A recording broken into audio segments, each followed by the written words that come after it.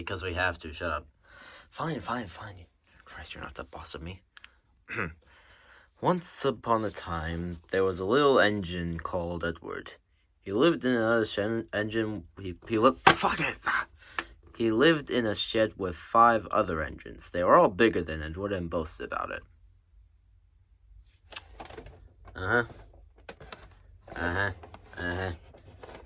Yeah, sure. The driver won't choose you again, they said. He wants big and strong engines like, no, come on. Which one are you talking about? That's a excellent question. Henry, yeah. Edward had not been out for a long time, and he felt sad.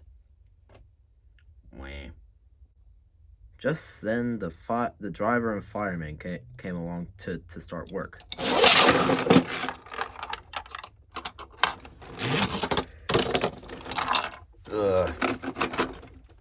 What the hell was that for, you doctor?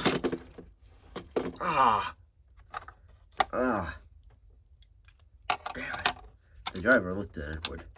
Why are you sad? No particular reason. Would you like to come out today? Yeah, sure, why not? Said Edward. So the driver lit his fire and made lots of nice steam. Then Edward pulled the lever and Edward puffed away. Peep, he whistled. Look at me now. But the others were very cross at being left behind. I'm cross for another reason. Away went Edward to get some coaches. Be careful, Edward, said the coaches. Don't bump us and bang us like the other engines do. Where are you? Oh, right here. So yeah, just be careful not to bump us. So Edward came up to the coaches very gently, and the center fastened the coupling to Edward. Thank you, Edward, said the coaches. That was kind. We are glad that you are taking us today. Then they went to the station where people were waiting. Get in the station. Fine, whatever. Ow, watch it. Sorry, George, or are you John, or are you Paul? I think I'm John. Why can't we keep track of our characters? I don't know, you tell me. Peep whistle, Edward, get in quickly, please. So the people got in quickly. At least, I think they did. I can't see them. And Edward waited happily for the guard to blow his whistle and wave his green flag. He waited and waited.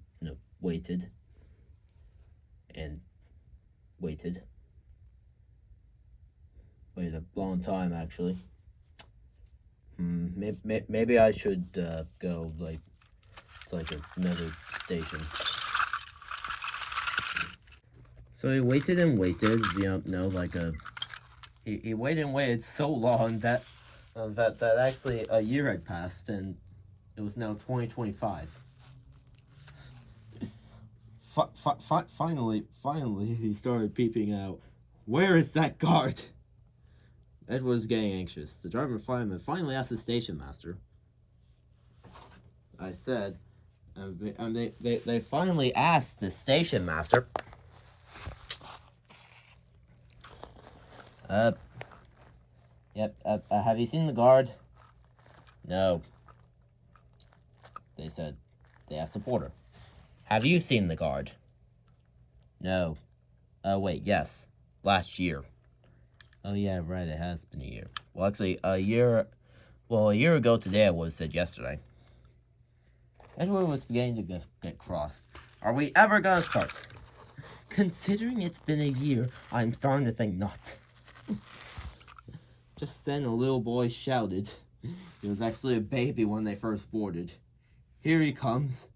And there the guard was, sort of just doing mild prances, like he was just standard walking, like he was just walking down this hill with just a flag. You can't see him. It looks a lot like the driver, but just ignore that. He ran on the platform and blew his whistle. Before that, he went down the hill on his flax in one hand and his sandwich in the other. He was in a coma for some reason, and no one knew. I don't need to elaborate on this. Screw this. He ran onto the platform, blew his whistle, and jumped into the van. Edward puffed off. There was some struggle towards moving, considering he'd been standing still for a year. But it soon turned into a happy day.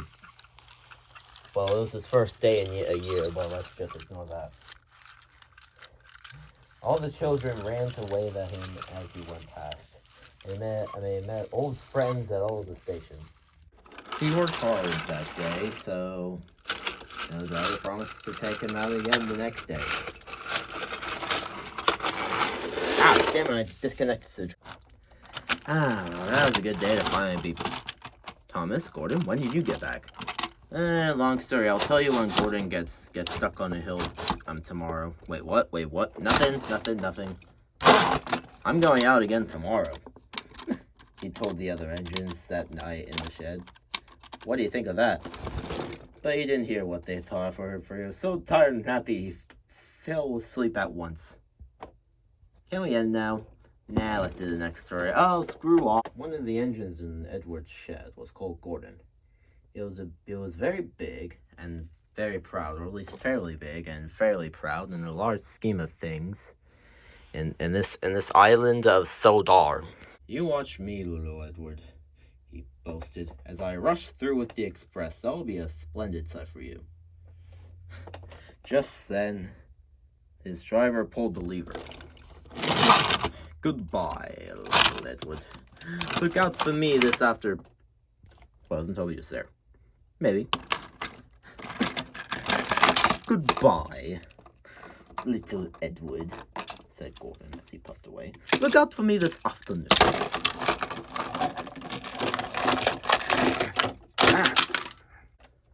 Edward went off to do some shunting.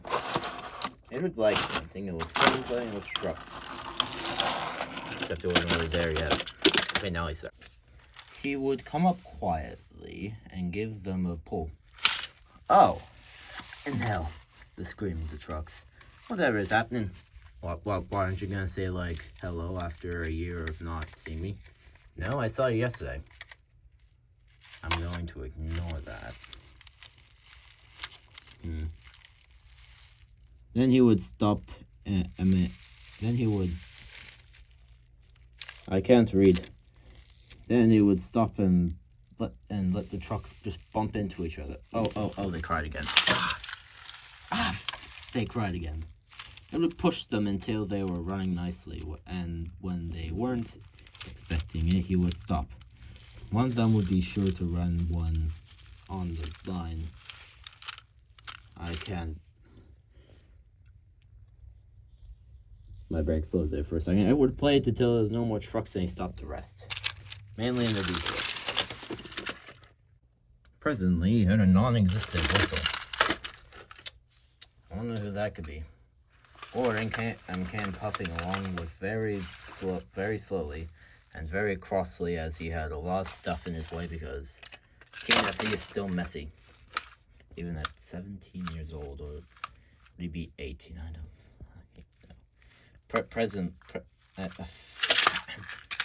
Learn to read, you prick. Yeah, I'm carrying trucks. A goods train. A goods train. A goods train. He grumbled. The shame of it.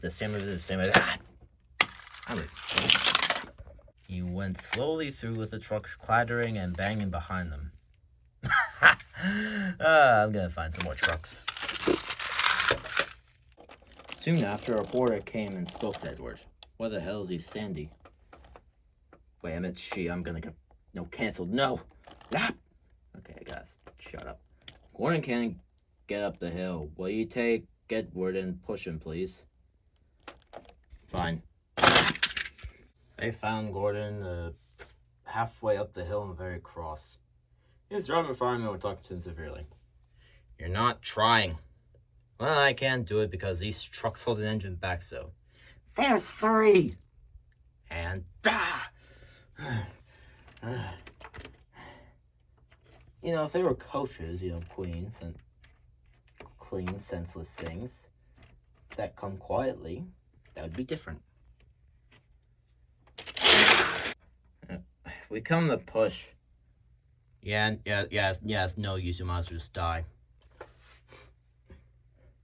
You wait and see. You wait and see. Yeah, just wait and see. They brought the train back down to the bottom of the hill.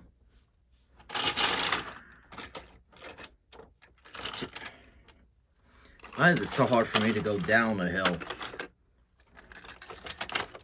God, this is down the hills you're gonna get me, okay? Fine, whatever. Fine, whatever, I'm ready anyway. It's no good. Just saying that. Guard blew his whistle and they pulled and pushed as hard as they could. Can't do it. Can't do it. Can't do it. Can't do it. Can't do it. I will do it. I will do it. I will do it. Edward pushed and puffed and pushed and puffed as hard as he could. And then, almost before he realized it, Gordon found himself going down. I think I've done it.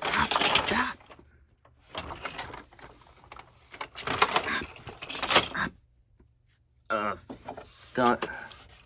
I'm almost. Fuck you, Edward. I'm fast.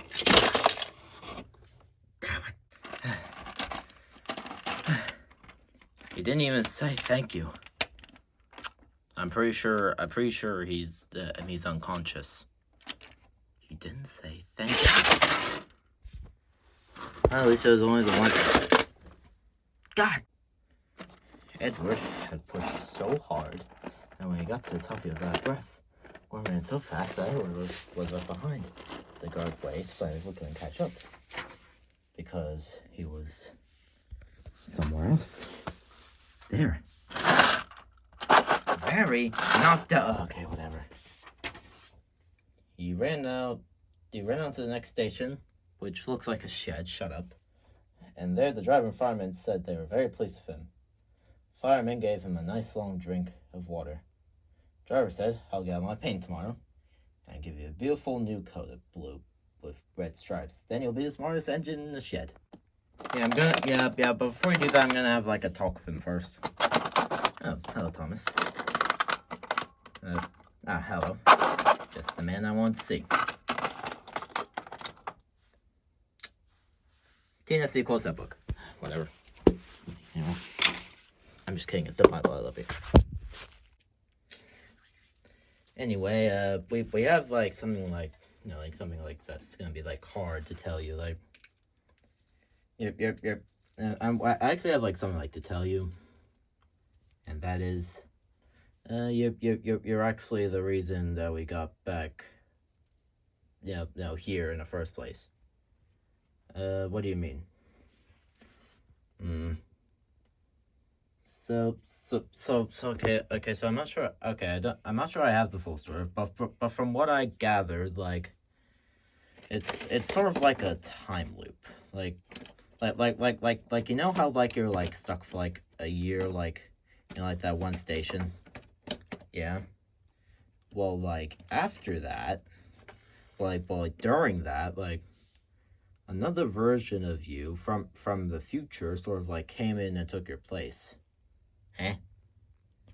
Yeah, I know. This is very, like, hard to explain. And he got us out of, like, where we were. And is the reason we're here. So what I'm supposed to do is send you, you know, back in time to a year before so you could get us out of where we were, because I'm gonna give you the information on like how to get like us, like me and Gordon out of where we were. And where were you? The room of infinite bullshit.